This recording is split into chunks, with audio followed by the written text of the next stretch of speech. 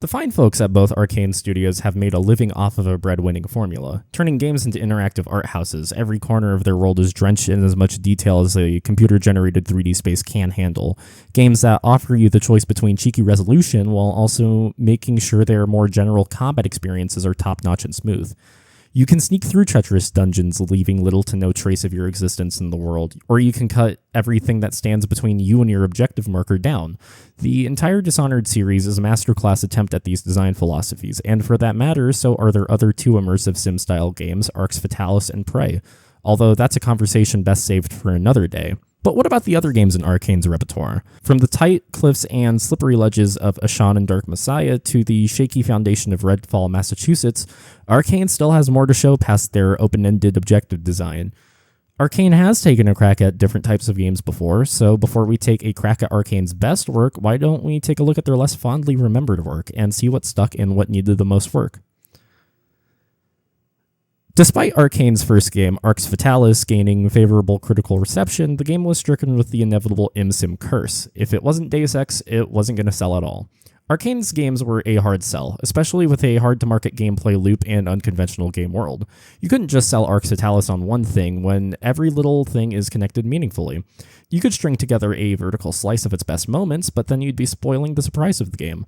Nowadays, Arx fans know that you can bake entire pizzas from scratch with in-game kitchens or smith your own weapons by hand, but Arkane's audience would need to be found first, not market-developed. A struggling Arkane was in the process of building a second Arx game, but the development of that was shifted when Ubisoft offered them the chance to work on a legacy IP that the studio had just acquired. It would take fresh talent and a new perspective to push the Might and Magic IP into the new generation, so Arkane desperately retooled their work on Arx 2 for Dark Messiah of Might and Magic. Unlike the first-person CRPG roots of the earlier games, Dark Messiah would go full linear and shift the skill sets to those seen in an ARPG. 3 skill point investments were in, and classic stat sheets were out. Arkane was also tasked with setting the scene for the rebooted Might and Magic universe from scratch with Ubisoft, while Ubisoft was still trying to figure out what they needed for their own world. This was supposed to be the game to reach out to Might and Magic fans, old and new, and enthrall them with their universe, after all. I can't speak for any Might and Magic fans on how effective this is, because I've never played a Might and Magic game up to this point. I know very little about either continuity outside of what Dark Messiah is putting on the table for me. So the question stands, did Dark Messiah succeed at making an emergent environment while also capturing the attention of brand new players like myself? You take up the role of Sereth, a mage's apprentice set on a quest to retrieve an all-powerful crystal to stop the evil plot of the supposed titular threat. It's a very cut-and-dry hero's journey. Sereth meets a handful of friendly faces on his way to his heroic peak, including one Leanna, a lady apprentice who shows no shortage of admiration for our main hero. Sereth's personality takes a backseat when compared to the actual gameplay elements at hand here. Paraphrasing what Ubisoft producer Erwan Le Breton said in a making-of featurette, the Ubisoft continuity design document was developed in parallel with Dark Messiah's development, with Arkane being free to do whatever they wanted until Ubisoft would figure out exactly what they wanted to do with the franchise, causing them to tighten their directorial grip on Arkane, and paraphrase. Dark Messiah wouldn't be the only Arkane game to be tied to an already existing legacy franchise, but it feels like Dark Messiah was the first time the studio felt constricted to fit itself in someone else's world. Arkane is known mostly for its out-of-this-world storytelling through gameplay, something that former Arkane Studios CEO Rafael Colantonio would take issue doing with somebody else's property with seemingly scatterbrained direction. No Clip's wonderful documentary, The Untold History of Arkane, details every finished and abandoned project from Arkane, while also giving retrospective depth to the artist's feelings on the past. Colantonio had this to say about the deal with Ubisoft. Quote, "Because we're a few weeks away from going under, we find ourselves having to accept to put our game in someone else's dress, and modifying it to be more accessible, etc. That was really painful."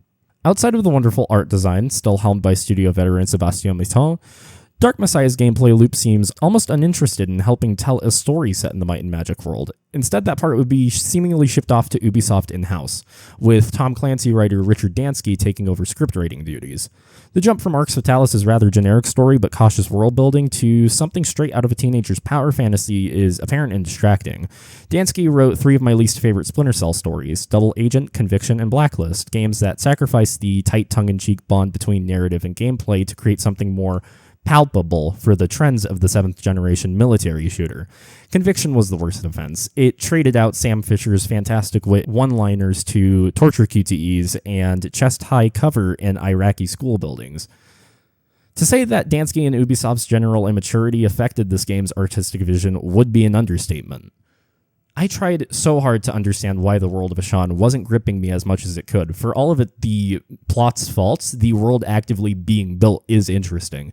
People pray to dragons as their gods, orcs live atop shaky mountains away from human civilization, and the Dark Messiah itself had the potential to be an intriguing concept, bringing elements of the Antichrist into this vaguely medieval world.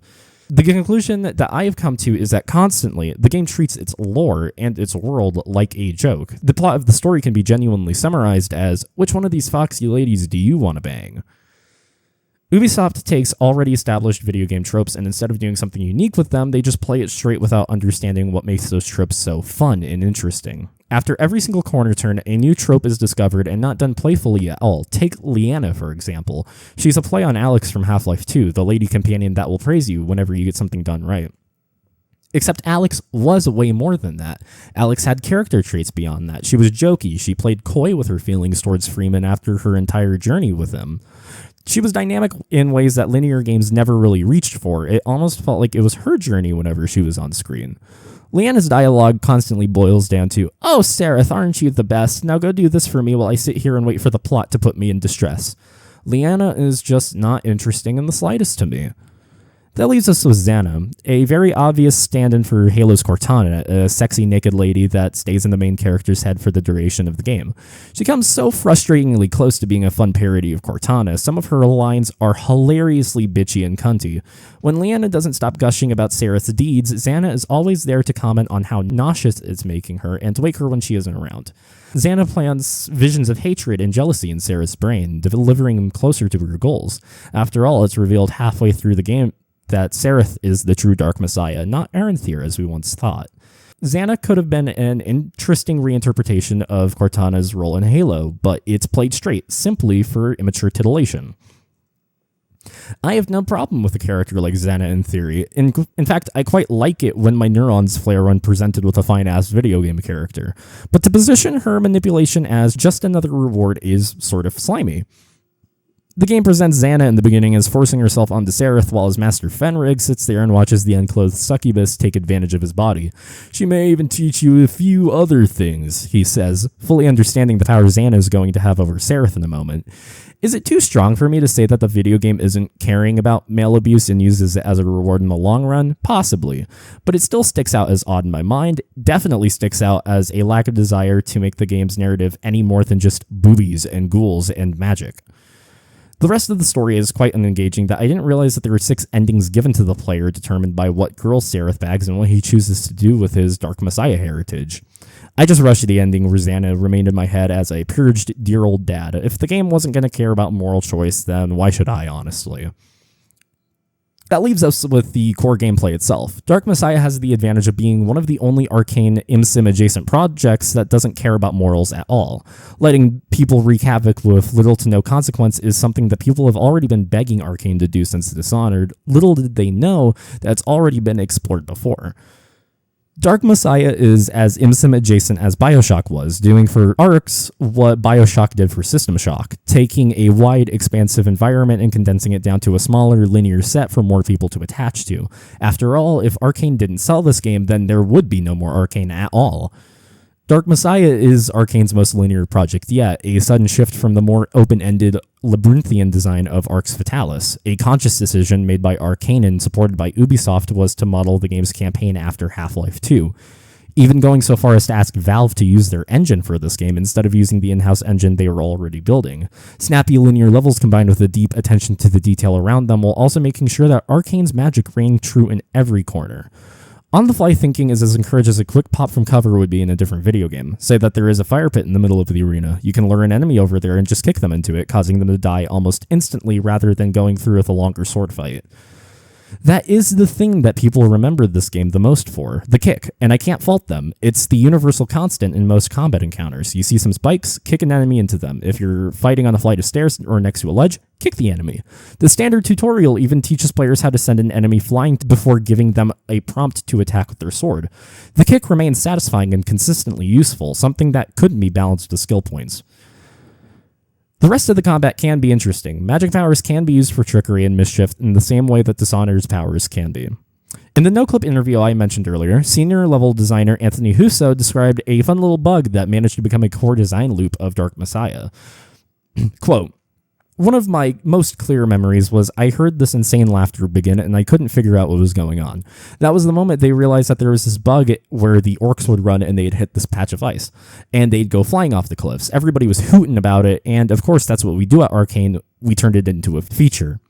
Husso's right. The most memorable moment of the game is during Chapter 5, where Sereth is separated from Leanna trying to find the MacGuffin crystal. Sereth traverses an orcish settlement filled with these ledges to send orcs flying to their deaths, be it kicks or slips. Chapter 5 also makes it abundantly clear that this is the only thing the game has going for it. However, this chapter becomes a microcosm of Dark Messiah's biggest balancing and design problems. Chapter 5 is the moment where levels shift from tiny linear set pieces focused on combat to long-winded dungeons where the illusion of freedom is waved in the face of the player. Multiple objectives sprawl your list, but there's only one set order to complete them. The game pits you with 2 boss fights, a mechanically engaging Cyclops fight calling back to the beginning of the game where you simply had to provide support for the guards fighting it, and the first Paukai fight. The Paukai is intimidating. It can kill Leanna in seconds, so the player needs to think fast, and it feels quite insurmountable at first. That is until you hide away in the other room where the Paukai stuffs its head into a hallway where Sereth can simply collapse a portcullis over it. It's either this or slowly cracking away at its health. It doesn't feel engaging in the slightest. That's when the veil broke for me. When Dark Messiah wasn't focusing on the novelty of its combat, it fell flat constantly. Later levels drag on for an eternity, almost to pad the game length out. They never get more complex than following a straight line, but they try to trick you otherwise. My least favorite level in the entire game is Chapter 6, where Sereth needs to find the skull that will show the real power of the Dark Messiah. It's an exercise in fighting shambling hit sponges and traversing unnecessarily long levels. It's a slog for sure, and the reward for it all is the big choice of the game.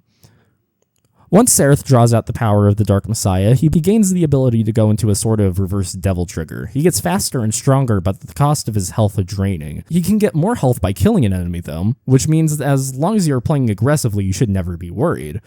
Do you see the problem here? Worry and quick thinking were once a part of this game's balance at one point. You didn't keep track of resources and where you are spending your skill points, but take note of the time it takes to set up an elaborate trap or combo kill, as opposed to just going demon mode and slaughtering everything in the blink of an eye. It disincentivizes the desire to take things on creatively, and the rest of the levels lack the novelty of the beginning. If demon form isn't your style, then fret not, because Arkane thought ahead slightly. If Sereth cleanses Xana with the help of Leanna, then he gets access to a set of sacred weapons. The skill investment in these weapons is still required, and they do extra damage to the undead, but the balance is still borked by offering such strong endgame weapons. Why use a limited resource, mana, when you can just flail your arms effortlessly? Dark Messiah starts out interesting enough, placing all of its bets on the novelty of the experience over anything truly gripping. Combat inspired by quick thinking over true power can only get you so far before the bad balancing breaks the latter half of the game. It deliberately breaks a careful gameplay loop for something not quite market-driven, but desperate in its ways. It's the Ubisoftification and commodification of Arkane's library, right down to succumbing to their failures both past and present. Dark Messiah isn't the most frustrating game on this list to play, or the worst for that matter. I'm hard-pressed to call it a bad video game, because while I understand that the novelty ran out for me at the halfway mark, that won't always be the case for other players.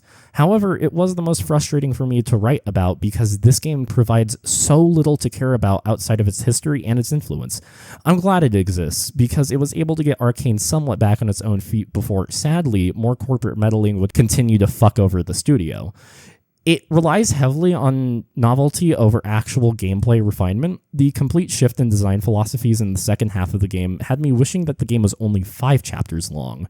It's immature in all the wrong ways. I think this might have been the longest 8-hour game I've ever played. If the focus was entirely on linear levels and a break from Arkane's brainier shenanigans, I think I would have liked it more overall. Like I said, far from the worst game that we will be discussing today.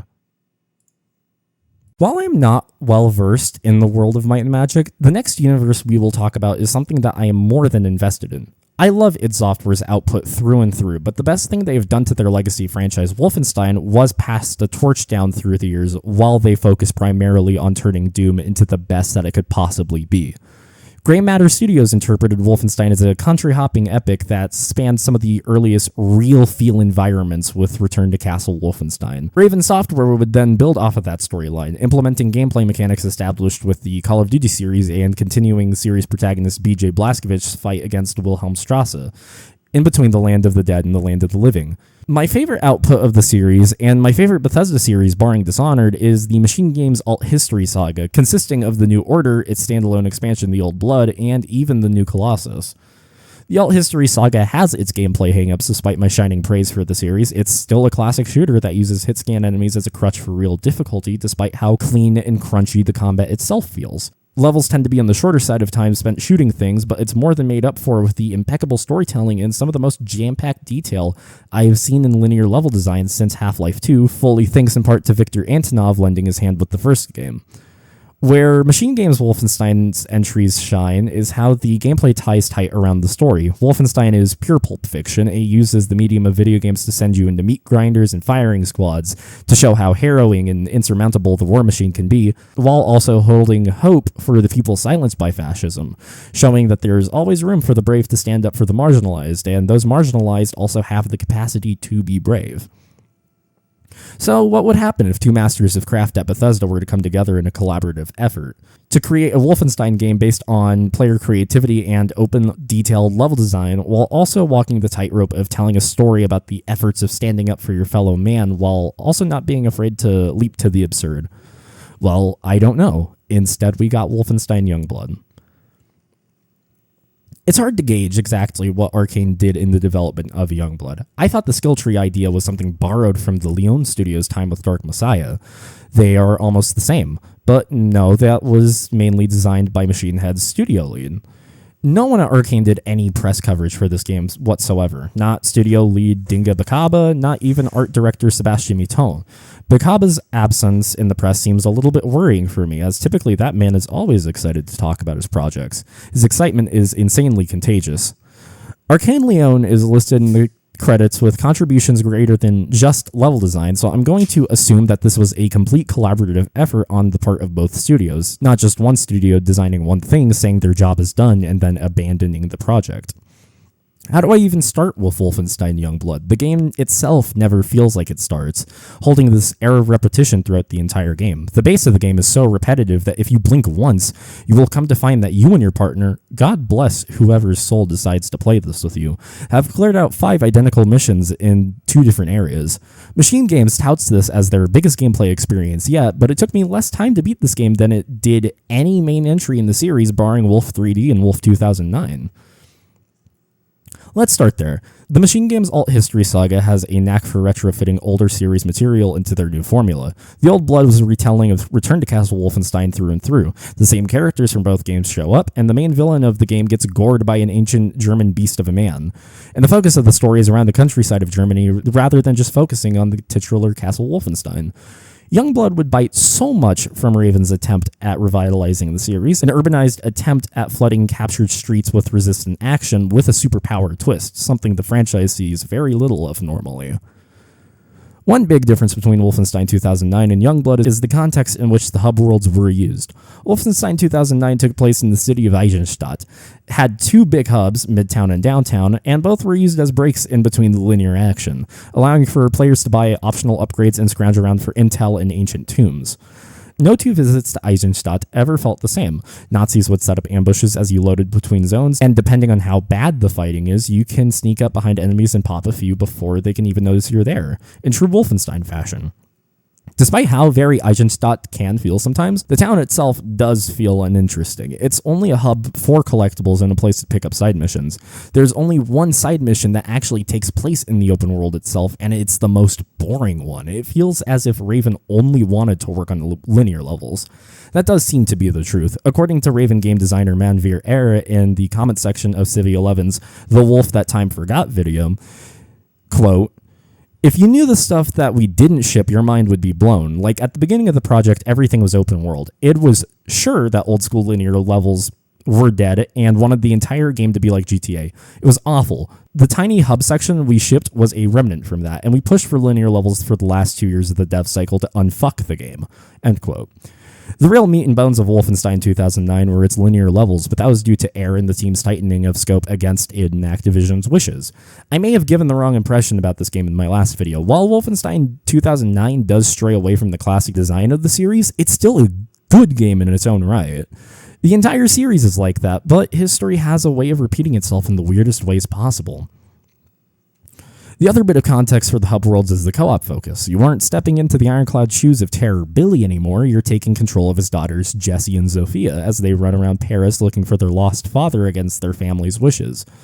Jess and Soph have been teased since the new Colossus, but I didn't think the story would have the means to jump to them almost immediately as that game ends. A lot has happened in between this game and the last. BJ kills the Führer, and Jewish scientist Set Roth passes away, leading BJ to run to Paris to finish off his work.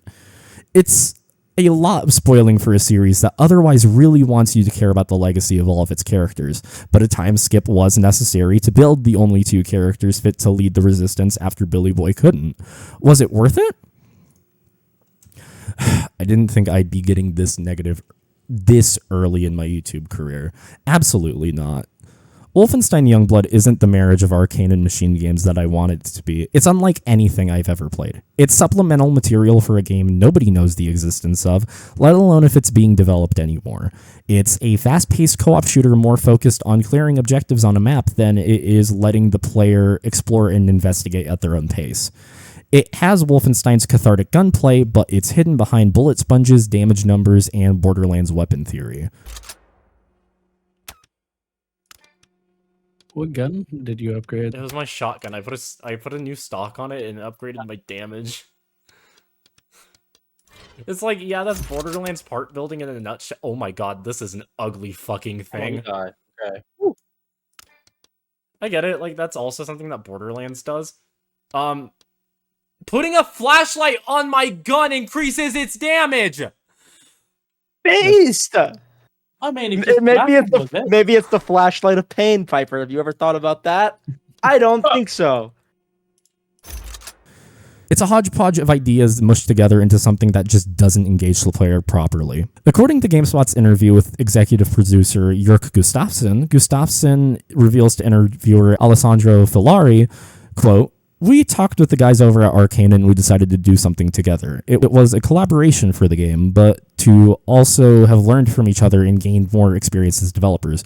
So I think that's where we decided to go a little bit bigger, do co-op, and have a little bit more of an open-ended structure with Youngblood," unquote. I'm sorry, but I can't find a single element of Youngblood that actually coalesces with the design philosophies of either developer. I played through Youngblood in co-op with my friend Jaden, and I learned quickly that Youngblood is too focused on spamming you with auxiliary objectives, health bars, and spongy enemies than it is providing a space for you and your friend to shoot Nazis in.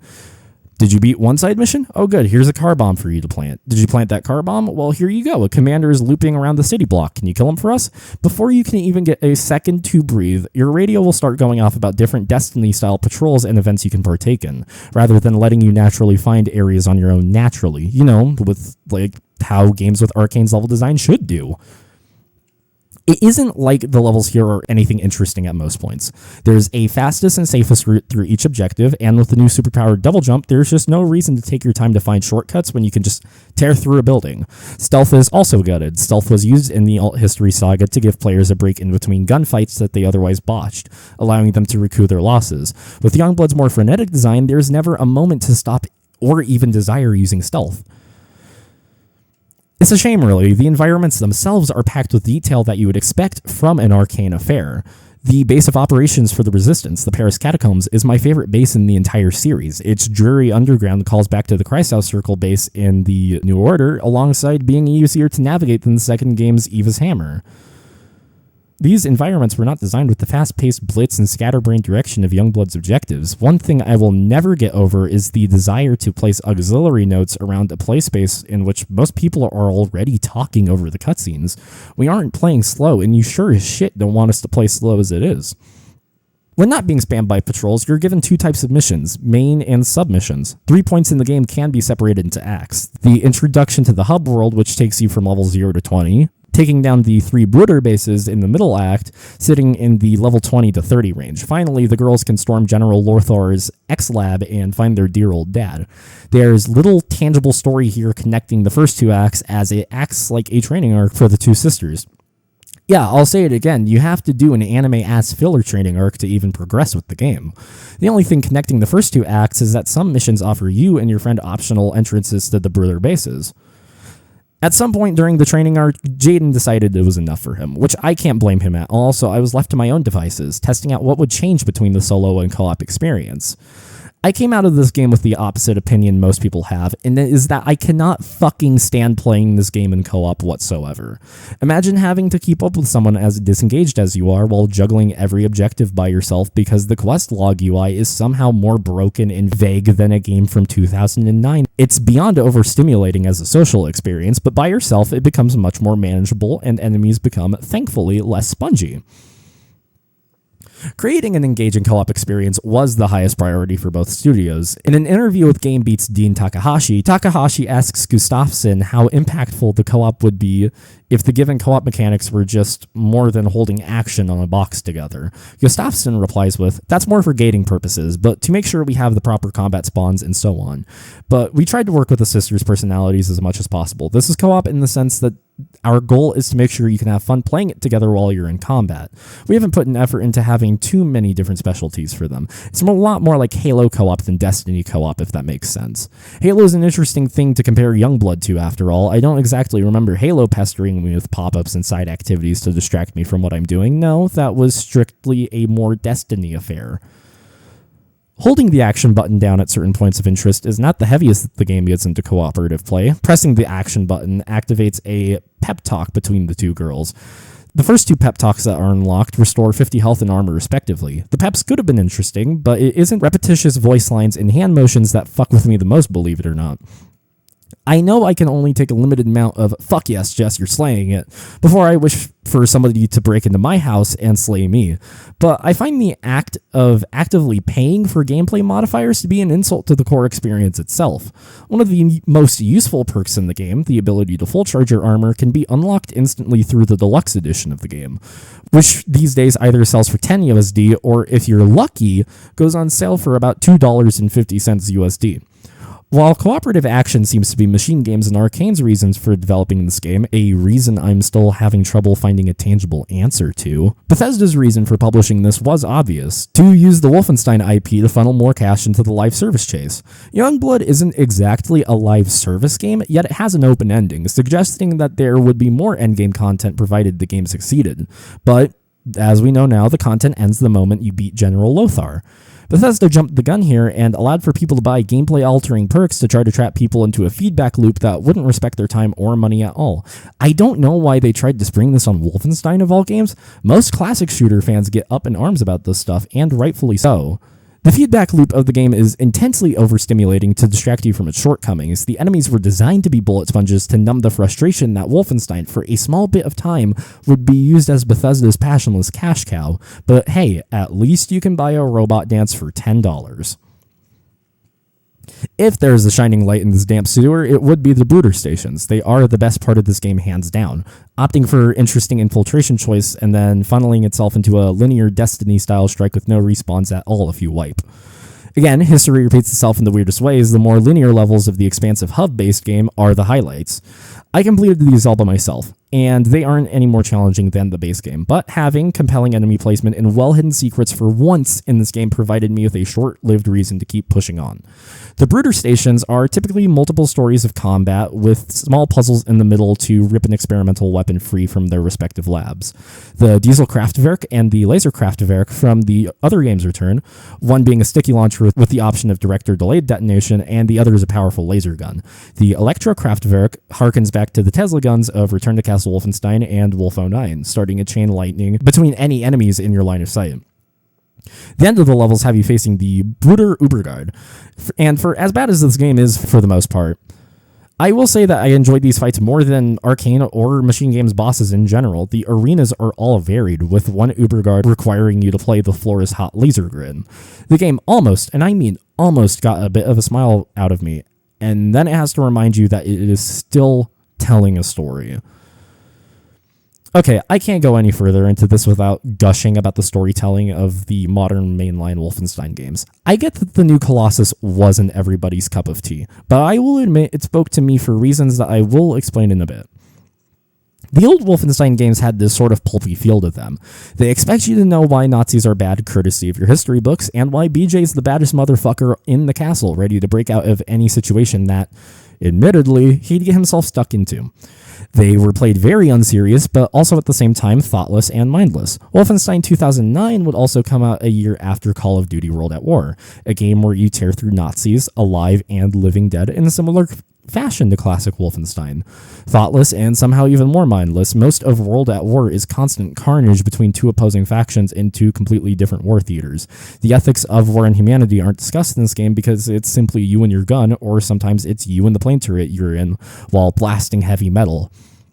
It's funny I bring up World at War, considering that Arkane also assisted on this game's development. I think a reason why people were growing so distant from Wolfenstein, especially around Wolfenstein 9's release, was because Call of Duty had beaten Wolfenstein to the drama. It was the most over-the-top dramatic a World War II shooter had ever got, while Wolfenstein stayed behind, reinventing and rebooting itself every time a new game came out. Enter the New Order. And despite managing to be even more violent and over-the-top than the previous games, mind you without even touching the occult references of the older games, the New Order sought to find humanity in fascism and the boot that it holds people under. By positioning the Nazis as the winners in the 1960s, the game can portray a world where awful race science rhetoric is the standard talk. Germany doesn't have any structure that deviates from brutalist architecture, and most of the art is commissioned by the Führer himself, even appropriating art from our true 60s and making them sing in German. The Animals and the Beatles had to adjust their music to fit a regime that deemed English an inferior tongue.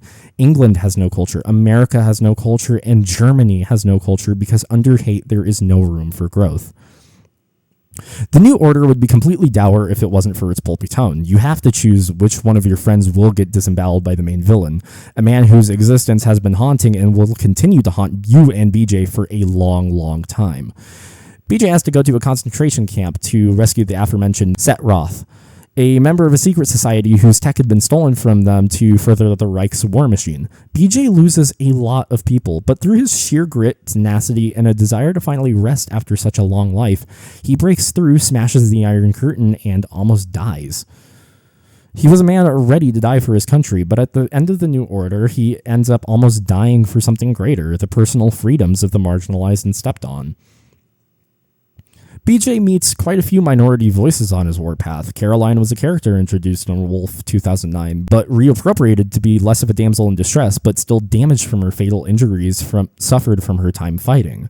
BJ even meets Jimi fucking Hendrix himself in one of the game's two timelines, and it results in one of the greatest scenes in the entire game, where BJ has to question what he was fighting for during his time in the army.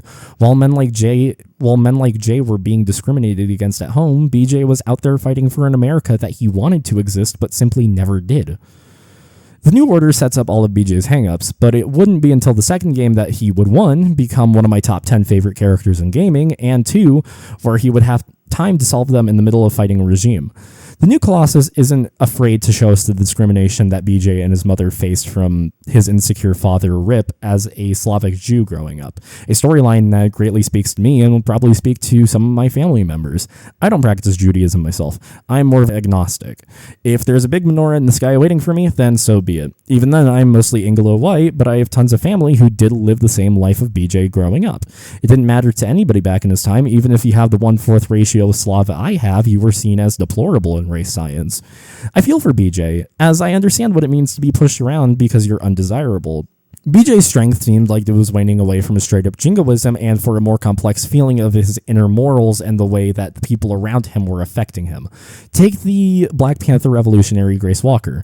Grace is a no-nonsense shit-talker whose leadership consists of separating the doers from the quitters. She's antagonistic when compared to the late Caroline. She's understanding, but she understands that there is no time for soft shit like debate in the marketplace of ideas. Yeah, that didn't stop the Krauts from atomizing her home.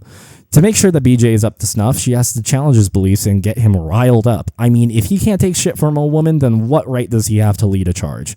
We don't see BJ fully break his jingoistic traits because we would have to wait for the third game to fully close that gap. Yet, here we are with the game that takes place after that story. Hitler dude, what now? The pace of the story has been meandering for quite a bit, but the gist of it is that Jess, Soph, and family friend Abby run off to New Paris to find BJ because the FBI refuses to. Oh yeah, by the way, the Black Panther Revolutionary is just a fed now. BJ does lead some breadcrumbs that lead to the French Resistance and the two leaders of the French Resistance, Juju and her partner. The characterization is presented insultingly tropey for a reboot that prides itself on balls-to-the-wall sincerity. Jess and Soph just aren't characters at all. They vaguely resemble characters, but fail to evaluate themselves and their motivations beyond finding daddy and the amount of screen time that it took BJ to destabilize an iron grip. The story just isn't big enough to facilitate the growth of two characters, which is jarring to me considering how many characters grew and matured in the New Order alone. The only thing I know about the girls is that they love the Arthur and Kenneth series of books, a nod to Commander Keen and its greater influence on id Software's arching canon, and that Soph likes to write. Abby is just the main character from Forspoken if she was given a radio role instead of a main character role, managing to be even less endearingly annoying than her dad, and that motherfucker made people turn off their games. You have antibiotics, Jack? Oh, poor Jacques, he's a mute. Why do you want antibiotics? He's got peritonitis. Oh, and how do you know this? Swollen abdomen, rapid breathing. His peritoneum is inflamed, which will eventually lead to sepsis and death. He needs antibiotics. Oh, you come over here, you help? I'm cool. I shouldn't even have to explain why Grace becoming a Fed is so unbecoming of her, but I'll explain why it spits in the face of the satire of the series. One thing that the series taps into at its best is Tarantino-style vengeance and recontextualization of exploitation media. Set Roth, mentioned earlier, is a part of a secret cabal of Jewish scientists that wanted to build contraptions of unknowable power. Now, you might be sitting there thinking, well then, are the Nazis right in this universe? The answer is always no. Fuck no. But I get the hesitation here. The lore of the Da'at Yichud positions them as using science to get closer to God, and rather than using these tools against anything living, they choose that the creation is the intended use rather than the actual use itself. Da'at Yichud only wanted to understand the limits of their brains, their wit, and where to limit their ego, something that the Reich would have trouble understanding. BJ being the surface-level perfect Ubermensch, having blonde hair and blue eyes, is a fucking terrifying sight to see, reappropriating tech that was stolen from his culture. So to see this narrative stoop this low was shocking to see, but don't worry, it only gets worse. That leaves Juju, Jock, and BJ. Juju has the girls train for a little bit and then attack the brooder stations, and then it's off to celebrate. But I'll give you a moment to pause the video to figure out what the big twist was with her. The French Resistance was spies for the Nazis. Jock was the main villain, and you just helped out the Fourth Reich war machine all along. Say what you want about New Wolfenstein, but predictability isn't exactly its main flaw. After all of this, you finally meet up with dear old dad for the first time since the beginning of the game. BJ and Anya's depiction as troubled parents after their survival could have been interesting. Anya starts the game by scaring the ever-living shit out of Soph and lying to her daughters about the condition of their father, so some resentment could boil up from that. It just doesn't because nothing ever happens in this game, but the girls find their dad and he reveals exactly why he left. You see, Set spends the majority of his time in the second game studying the Da'at Yichud God Key, a tool of some unknown power. Set and best boy Max Haas figure out the secret of the God Key. It's multiversal theory. BJ is trying to use the God Key to run away from his problems so his girls can have a generic, oh, daddy, you aren't all that bad scene. They washed my goat. I consider Machine Games' alt history timeline to be one of the most important stories told in gaming. Everything is deliberately crafted to tell a story of hate always crumbling over its gluttony. The tightrope that both games walk to make sure that no tone switches seem drastically out of place is tight, and I commend Jens Matthews and Tommy Tordson for telling a story that not many games can maturely. Wolfenstein earns that M rating for more than just its blood, guns, sex, and rock and roll. The new Colossus got some pushback from its marketing campaign, which was just Nazi punks get the fuck out. With the new Colossus, there was no space for that mindset. There seemed to be this air of artistic integrity surrounding the game, something that Bethesda as a studio was running dry from by 2017. Come 2019, and it seems that it wasn't just Bethesda drying out.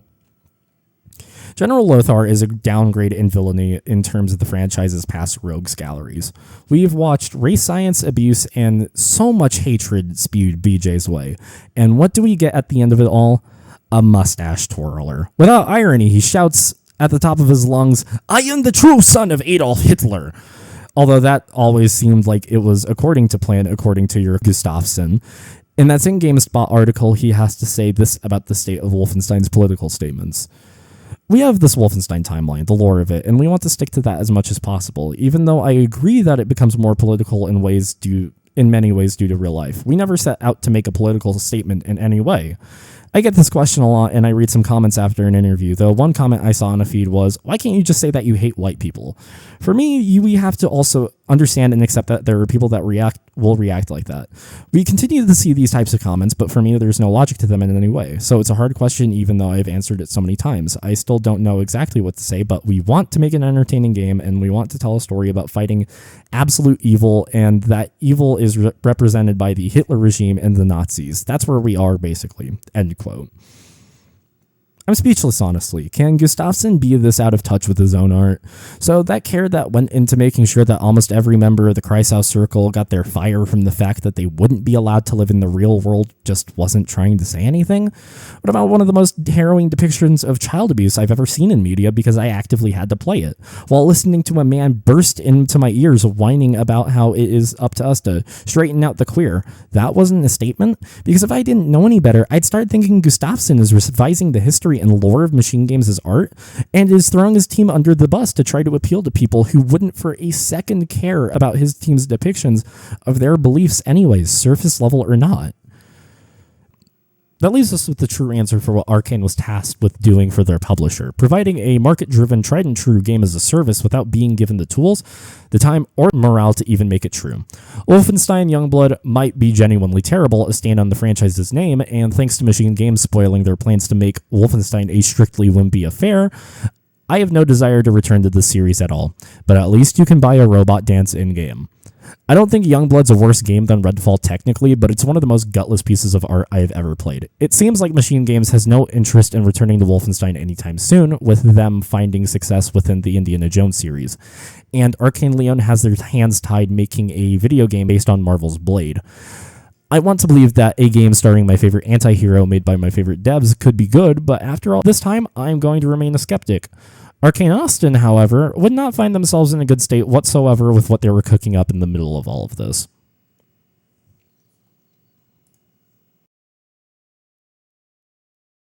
The first few hours I dumped into Arkane Austin's Redfall of my friends, I had this gut-sunk feeling that what I was playing was a cut-down commodification of gaming's biggest and best-selling tropes, cut down into a package slightly bigger than Wolfenstein Youngblood's attempts, but not nearly as bloated or buy-in heavy as something like Destiny or Borderlands.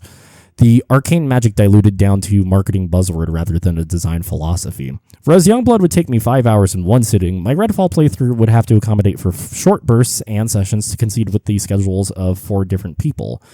Compound that with the number of problems that come up with just trying to boot the damn thing, and you have an 8 to 12 hour long disaster on your hands. I'm not going to be the first or last person to shout from the rooftops that Redfall is abysmal. I did, however, find this game to be somehow more compelling than the last 2 games in terms of full artistic merit.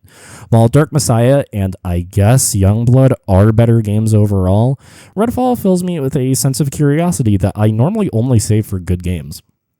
While I found Dark Messiah underwhelming and Youngblood fetid and nearing the territory of bad on purpose, Redfall found itself in a weird state of development that I have never seen from a AAA studio or publisher before. Redfall strikes me entirely as bad on accident, at least on behalf of the former Prey developers at Arkane Austin and Roundhouse Studios, a support studio consisting of former Prey developers. Yeah, don't try to hurt your brain trying to figure that one out. I like to reference Jason Schreier's excellent article, Inside the Making of Redfall, Xbox's latest misfire, a lot when it comes to talking about Redfall because it's very telling what the initial start of the game's development could have been like. After all, if your studio's begging for hope that their new parent company would outright cancel their game, then there has to be a ton of history here. The stress of making an immersive sim-style game has to be monumental and taxing. The raw amount of detail that goes into every environment, making sure that all of it has to work and account for every single action a player can do, only for the game to underperform financially, and has to be downright tiring and discouraging.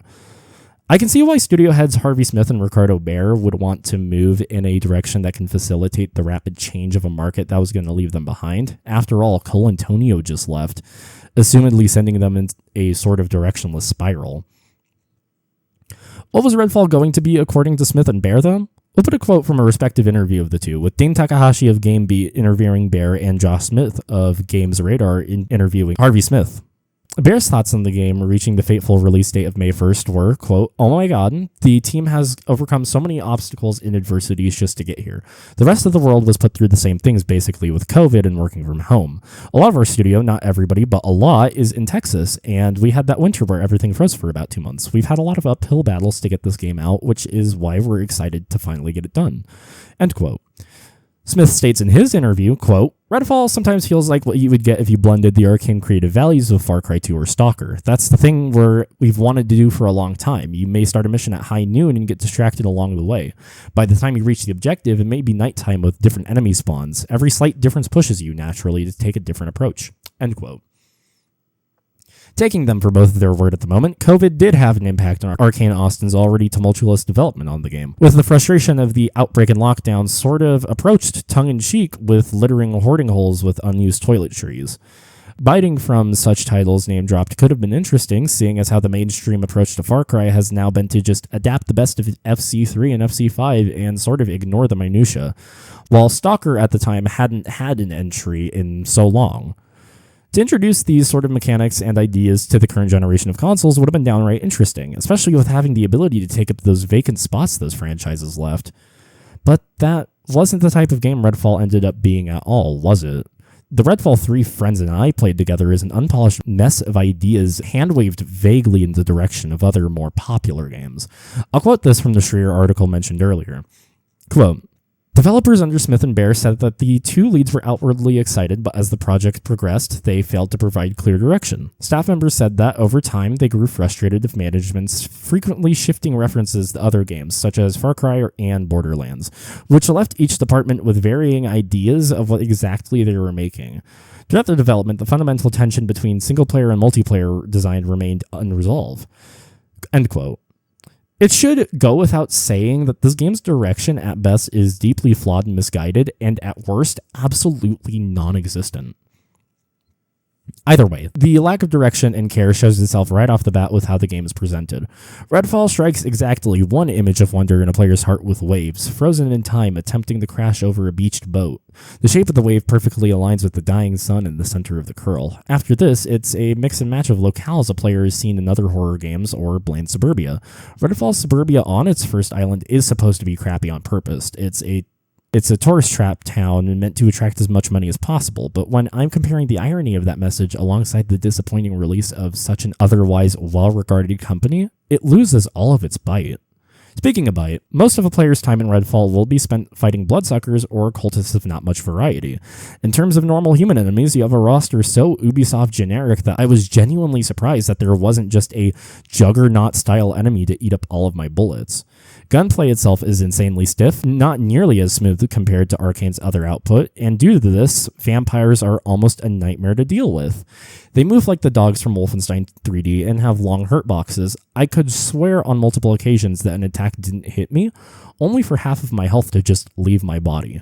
At least on the Dusk difficulty, enemies are rather gracious with their health pools, and you have me fucked up if you want me to play a looter shooter on a higher difficulty than normal for my story playthrough. This was a boon to me and my Redfall team, as Redfall was already starting to wane on us by the second hour. Redfall almost prides itself on its repetition. After all, grindy gameplay loops were what everyone was doing at the time. Pick up a patrol activity, clear it out, and reap rewards, although unlike Youngblood and Destiny, the patrol gameplay loop is almost mandatory in this game. Redfall tries to gauge campaign milestones with boss fights that resemble what would be an end-of-map boss from Borderlands.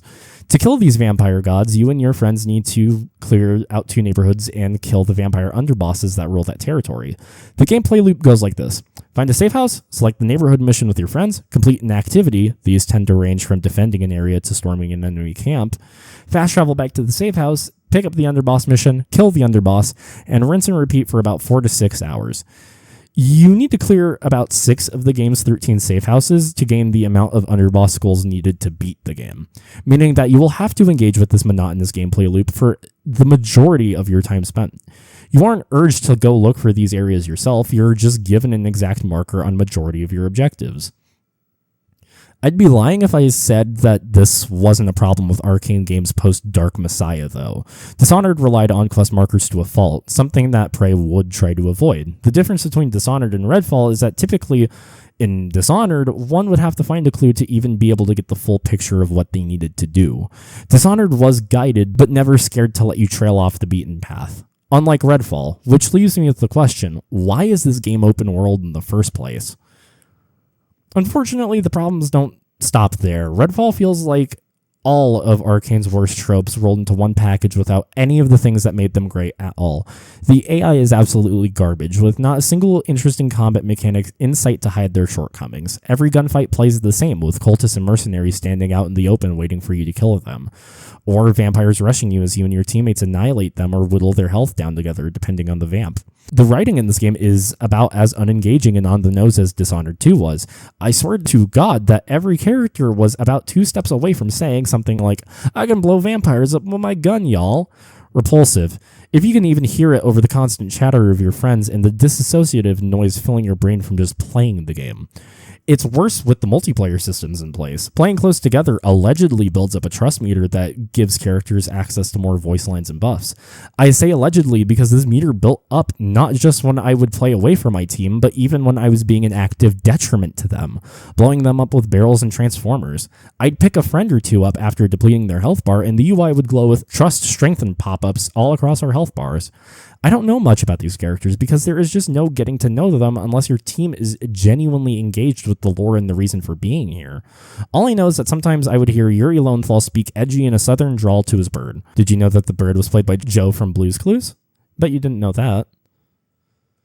It's why games like Borderlands have the systems in place that they do. Dialogue is kept to a minimum outside of story moments and generic chatter. You can still attach to a character from those simple lines and mechanical familiarity from other games. I chose the tech expert, content creator Devinder Krausley for this playthrough, who comes equipped with an AoE chain lightning, a team blink, and a UV pulse light with healing capabilities. Lightning was helpful enough. Tesla grenades tended to be my favorite type of grenade in the Borderlands series. However, I found the pulse and the blink to either be situational or incredibly useless and frustrating. I think I only used my blink twice for crafty navigation in our playthrough, which goes to show how uninterested the map design seems to be in providing any semblance of the Arkane experience. Do I know anything about Dev from my time playing as him? Absolutely not. How could I when I have 3 much more interesting people blaring funny comments in my ears? Those people being my friends, not the characters. DH, the one playing Layla for this playthrough, thank you DH, is very attached to Krieg for one simple reason. They like the crazier outlandish parts of him. They didn't care for Layla's sterile, "how do you do fellow kids," student debt whenever they had to carry the burden of hearing it. They did get attached to Layla because of her umbrella shield, but found great frustration in the underwhelming pet mechanics of the vampire ex-boyfriend and the uselessness of the anti-gravity lift. So much of this game was built off of the idea that people would already be immediately attached to these characters without even trying to introduce people to them in a natural manner. Borderlands was also cited as a source of inspiration for the team's directorial help. Bear even states in the Games Radar interview, quote, "Harvey and I have been working together for 20 years, and as far back as us working on Deus Ex, I can remember us as a group playing Diablo together, and over the years it's been Diablo 2 and then Borderlands, and so on." End quote. They know exactly what makes these games work, but with them checking out and just vaguely gesturing to other games, that wouldn't seem to help. The game has Borderlands ones down but not out systems, right down to not being able to crawl for help. Hell, there isn't even a manual bleed out button for if you're stuck in a tight space. You just have to sit there for what feels like an eternity if your team can't get to you. The checkpoint system is borked to all hell, and if one of your teammates dies, then it's back to the closest safe house or fast travel for you. Not even finding a way to integrate in between checkpoints like Borderlands' new U system. The game is about as linear as a Borderlands map, but you are bogged down by vast spaces of absolute nothingness with little to no atmosphere outside of the obnoxious drill beats that clash thematically with pipe organs. To add insult to injury, you can't take your character's progress offline at all, meaning that if you had an endgame level character in somebody else's lobby, then you were shit out of luck and had to replay the story offline. From 2009 to 2023, there were 14 years of progress and innovation that Smith & Bear could have used to make sure that their game was ahead of the curve, but refused to use it. It's a shame, because underneath all of this rubble, there could have been a fun, pulpy vampire shooter. The game pulls the Ubisoft trope of slamming you into a second map the moment you finish all of the first map's main objectives. The second map starts with a really strong impression, an interesting linear sequence through a road tunnel, coalescing into a warped and misleading vampire nest. Finding your way out into the second map leads you into a massive cult civil war, setting the pieces together for the next story. Fighting multiple groups of cultists on the way to the main hub for that map was fun and more engaging than any of the first island's dusty interior slogs. It doesn't stop there. Redfall finally stops being afraid to use its coastal setting effectively. The maritime fog is dense, leading to suffocating gunfights and tricky navigation in ways that the first map failed to do. Since we're getting to the part of the game where rarer loot was dropping faster, gunfights became much quicker and more interesting when we had a unique weapon in our hands finally.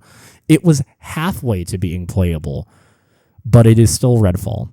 It is still a game where missions won't show up for the host and 2 players, so you have to rely on the pings of somebody else. It's a game where those pings are broken for most of the time. It's a game that jingles pop-ups in your face during moments where you need to have as little visual clutter as possible.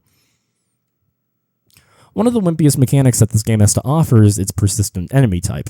I'm sure that the team was told, do Resident Evil for this. During the penultimate mission string for the first island, you and your team summon the Wrath of the Hollow Man, the villain of the first island. He sends a brutish foe named the Rook after you, and after whittling down his health and getting your first legendary weapon, it's revealed that he will be a persistent threat should a bar on the top fill. The bar fills by doing any type of objective, getting spotted by alarm enemies, or killing special vampires. After a while, the Rook just becomes another standard enemy, almost weightless in the enemy hierarchy, taking less time to kill him than, say, an Angler vampire. That also might have to be with the way the game handles scaling and difficulty overall. Scaling seems non-existent, meaning that enemies are a cakewalk on normal difficulties, leaving it up to the bosses to be the true DPS tests. I find it almost ironic that the only design trope that Redfall takes from Borderlands is the one that most people hate. These bosses have invulnerability phases to pad them out, just shredding any desire to come back to these with an interesting build, assuming this game would even have interesting build variety at all. Even then, I genuinely think we beat this game vastly underleveled. We beat it at level 15 out of 40, still being able to chunk most of the bosses at insane speeds. So, after slaughtering hundreds of vampires ad nauseum, you've come to the end of the road. Looting and shooting your way through the last vampire god, you'd figure that this fight would be the ultimate test of your abilities. That's what I thought, at least. After jumping into her arena, my team figured out quickly that the tried and true method of just simply walking up to her tendrils and turning them off was going to be our main source of damage. Could you imagine that? A looter shooter that's afraid to let you dump rounds into its final boss. So the game is over, and in true ARPG fashion, what does the game have to offer in terms of endgame? There are 2 randomly generated vampire nests, indicated by color code. Blue nests are much easier and end the same way the final boss does. Just walk up to a series of tendrils and grab as much loot as you can before you're forced to extract. Purple nests have a much higher volume of loot and a chance at higher quality loot, but you have to fight a boss. Purple nests are the most fun out of these 2, but the endgame is always contingent on whether me and my friends enjoyed the gameplay loop or not, and I've already given so many reasons as to why I don't. That's what it boils down to after all. I don't have any reason to recommend Redfall to anybody. I was lucky that I have a group of people that was willing to put up playing it with me. I'm very thankful that they sacrificed their sanity in the name of my endeavors. I don't have any reason to play Redfall after the credits roll. It jingles another difficulty in my face, but I immediately uninstalled the game the moment I saw the credits. So why has Redfall been sitting in the back of my mind since its release almost 2 years ago? It does just boil down to office politics and how it was a desperate breath from a studio that was afraid to go under. If there is any true blame for the state of Redfall and Arkane, it would lie squarely on Microsoft's shoulders. I can believe that they were mostly hands-off at this project, but when employees are begging you to cancel the damned thing, there should have been some red flags. A massive warning sign about the quality of Redfall that came up constantly during my research for this video was the mention of Game Pass. In the Games Radar interview, Harvey Smith says, quote, "I feel like with Xbox Game Pass, the potential is here for us to say, this is Arkane, and these are our creative values. We can expose a lot of people to the way that we make games, unquote. I like the concept of Game Pass in a vacuum. Being able to access all of Microsoft's games and more for $20 a month is enticing. I even played this through Game Pass and the Windows Store. But it shouldn't be an excuse for Microsoft to drop borderline shovelware onto their stores. Microsoft knew what a mess Redfall was, and they still decided to drop it on a platform that allows people to say it wasn't that bad for a Game Pass game. It's the video game equivalent of a bad Netflix anime, somehow a liability even if it got canceled, because then the bottom dollar can't go Microsoft's way. I won't rag on people for liking any of the games on this list, that isn't my job, but I always glare a side eye whenever people say that specifically Redfall wasn't as bad as people say it is. I'm sorry, but you got played harder than you could play the video game itself. It's why Microsoft didn't cancel it. They were gauging the water for the shit that they could get away with as long as they could disguise it to the closest thing to free that they could. This ended up costing 2 development studios their livelihood because as of May 2024, Arkane Austin and Roundhouse Studios have been shut down over a completely preventable problem. It's deeply ironic for a game about fighting blood-sucking corporations to have its publishers snuff out a developer's vision over one mistake, one blemish on an otherwise great track record. They can claim plausible deniability all they want, but nearly 100 people ended up without a job last May because of this incompetence. Don't take my usage of Bear and Smith's words as slights against them, because I still genuinely look up to the art they have produced in general. I hope that the two of them, alongside the rest of the lads at Arkane Austin and Roundhouse, were able to get back on their feet as soon as possible. In fact, a good chunk of Arkane's old guard found themselves working at Wolfenstein Studios, or Rafael Colantonio's new studio. I understand Dark Messiah's impact on Arkane as a studio. We wouldn't have Dishonored or Prey 2017 without them. Even though I can find Wolfenstein Youngblood more bearable as a playable product, the results of Redfall stand out as particularly poignant in the question that I asked in the title of this video. What about Arkane's non-Immersive games? Well, because of corporate meddling at almost every corner, I'm not even sure they have the answer for that. They had to compromise their vision every step of the way by publisher request. I am otherwise ecstatic to share my thoughts on the rest of Arkane's ImSim catalog very soon, but I hope you enjoyed what was otherwise the worst April Fool's joke I've ever played on myself and the people around me. Concurrent to this video's release, I will be releasing a highlight reel of the goofy shit me and my friends got up to while experiencing the multiplayer aspects of these games. Thank you deeply for watching.